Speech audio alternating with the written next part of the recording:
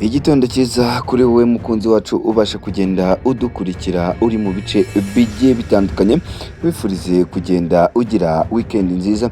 Ngiye kugenda ngaruka hano mu makuru agiye agezweho cyane cyane muri iki gitondo, dore ko ari byinshi biba biramutse bigenda bivugwa, ariko mbere y'uko ngira byinshi ngenda ngarukaho, reka ngusabe wowe muntu utarakanda subscribe, reba hano handitse ijambo subscribe ugende urikandaho, ubundi tubane gatanu kuri gatanu. Ni amakuru rero amaze kujya hanze, ndetse rikaba n'itangazo ryihutirwa rimaze kujya hanze, rimaze kugenda risinywaho na nyakubahwa umugaba w'ikirenga w'ingabo z'u Rwanda, nyakubahwa Perezida Paul Kagame.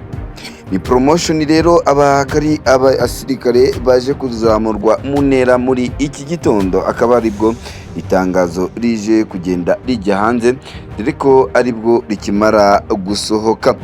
Ni itangazo rigira riti: nyakubahwa umugaba w'ikirenga Paul Kagame akaba n'umugaba w'ingabo w'ikirenga yaze kuzamura abasirikare bagera muri 650 abaha amapeti atandukanye. Muri abo basirikare bazamuwe ku mapeti harimo abasirikare ba koloneli bagizwe brigadier general, abandi bazamuwe mu byo bakurikirana. Abari bafite ipeti rya Lieutenant Colonel bari 14 bakaba bazamuwe bakagirwa koloneli. Abari bafite ipeti rya majoro bagera kuri 30 bazamuwe bagirwa Lieutenant Colonel, ndetse n'abandi bari bafite ipeti rya kapiteni 280 bakaba baje kugenda bagirwa majoro. Abari bafite ipeti rya Lieutenant 40 bazamuwe bagirwa kapiteni, ndetse n'abari bafite ipeti rya Lieutenant 270 bakaba bazamuwe bagahabwa ipeti rya Lieutenant mu ngabo z'u Rwanda. Mwibutse ko cyane cyane kuri senior officer, iyo senior officer agiye ahabwa irindi rank, ubwo ngubwo n'imirimo yindi mishyashya ikaba ihita ibimutegerejweho, cyane cyane kuri bano baba bagiye kuba aba brigadier general, dore ko abeshi bahabwa iri peti ari uko abeshi bafite indi mirimo mishyashya bagiye guhabwa.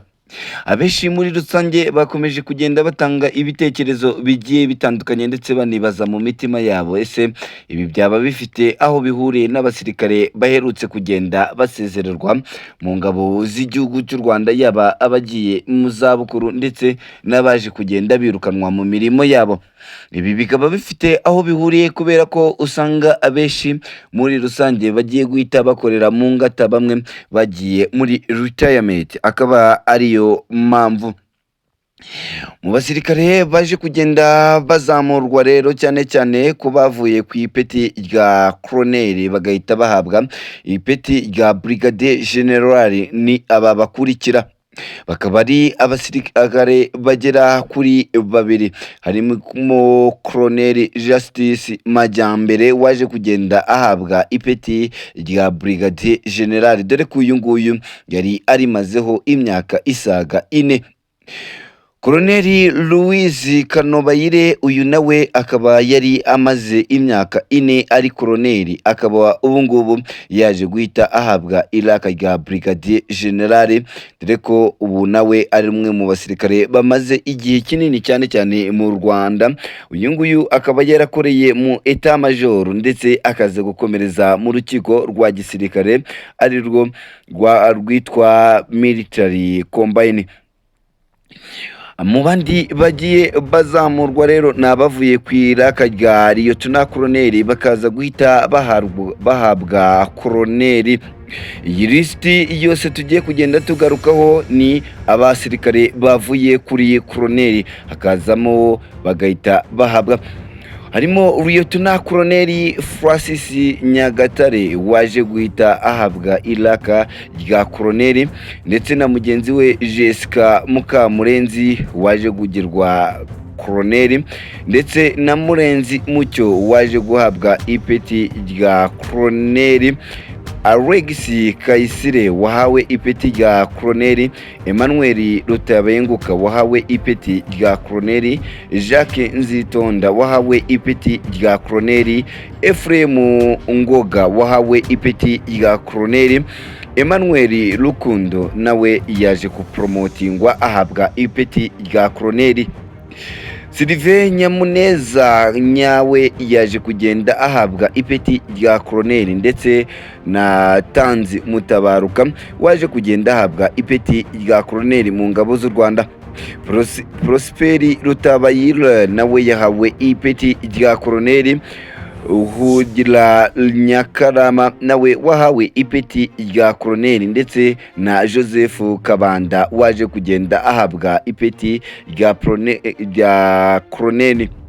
Dani Gatsinzi nawe wari umaze igihe kinini cyane, dore ko uyu Dani Gatsinzi yagiye ayobora division cyane cyane na battalion zo mu burasirazuba. Uyu nguyu akaba yarayoboye battalion ya 71 yabarizwaga mu Ruhengeri, akaba nawe yaje guhita ahabwa ipeti rya Koloneli.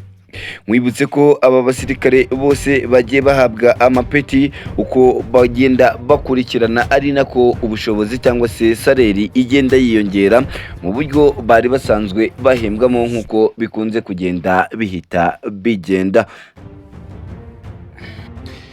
Ni ibintu bikomeje kugenda bizamba ahangaha mu gihugu cya Repubulika Iharanira Demokarasi ya Kongo, cyane cyane mu mujyi wa Goma muri Rucuro, ndetse yemwe akaba ari operasiyo z'ingirakamaro cyangwa se operasiyo karabutaka zaje kugenda zikorwa n'igisirikare cya leta ya Kongo FARDC.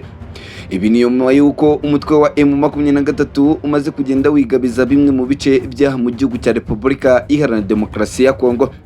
Ibi bice byose byamaze kugenda bifatwa n'uyu mutwe wa M23, ingabo za leta ya Kongo FARDC zifatanyije n'abambari bazo ba Barundi ndetse n'abacashuro, bakaba bongeye kugenda bagaba ibitero simusiga hano muri Nyiragongo. Ibi bitero bije kurangira umutwe wa M23 uje gutakaza abasirikare bagera muri batatu. Icyakora nubwo ibi ngibi biri kugenda bitangazwa, kandi bikaba byamaze kugenda byemezwa ko aha muri Nyiragongo nubwo aba basirikare baje kuhatakariza ubuzima ba M23 hakiri mu maboko y'umutwe wa M23. Ni operasiyo karabutaka yaje kugenda igabwa n'abasirikare baba Wazalendo ndetse n'abasirikare b'Abarundi tugiye kugenda tugarukaho. Ese waba wamenye operasiyo iri kubera mu mujyi wa Goma? Ni operasiyo iri kugenda ikorwa yo kugenda bashakisha bamwe mu bantu baba bakorana n'umutwe wa M23, dore ko abangaba bari kwitwa abagambanyi b'igihugu cya Repubulika Iharanira Demokarasi ya Kongo, kuko ngo bari kugenda batanga amakuru ku mwanzi wabo ari we wa M23. Iyi nama ikomeye cyane ya rukokoma mu mutwe wa M23, iyi nama ikaba yamaze kwanzura imyanzuro ikomeye cyane turi buze kugenda tugarukaho mu ma operasiyo agiye atandukanye ya M23 iri kugenda itegura, igomba kugenda ishyira mu bikorwa muri iki cyumweru. Ni ibifaru bishyashya umutwe wa M23 wongeye kwakira. Ibi bikaba ari byo bigomba kugenda biwufasha mu buryo bugiye butandukanye bwo kuba babasha kugenda bahangana n'umutwe wa FARDC ndetse n'abambari bawo b'igisirikare cy'u Burundi. Nyemera rero nyaboneka mbere yuko ngira byinshi ngenda nkugezaho, nyaboneka reba hano handitse ijambo subscribe, ugenda urikandaho, ubundi tubane 5 kuri 5. Ni mu gihugu cya Repubulika Iharanira Demokarasi ya Kongo hongeye kuramukira imirwano mu bice bigiye bitandukanye byaha mu gihugu cya Repubulika Iharanira Demokarasi ya Kongo muri Kivu y'Amajyaruguru, hano muri teritwari ya Nyiragongo.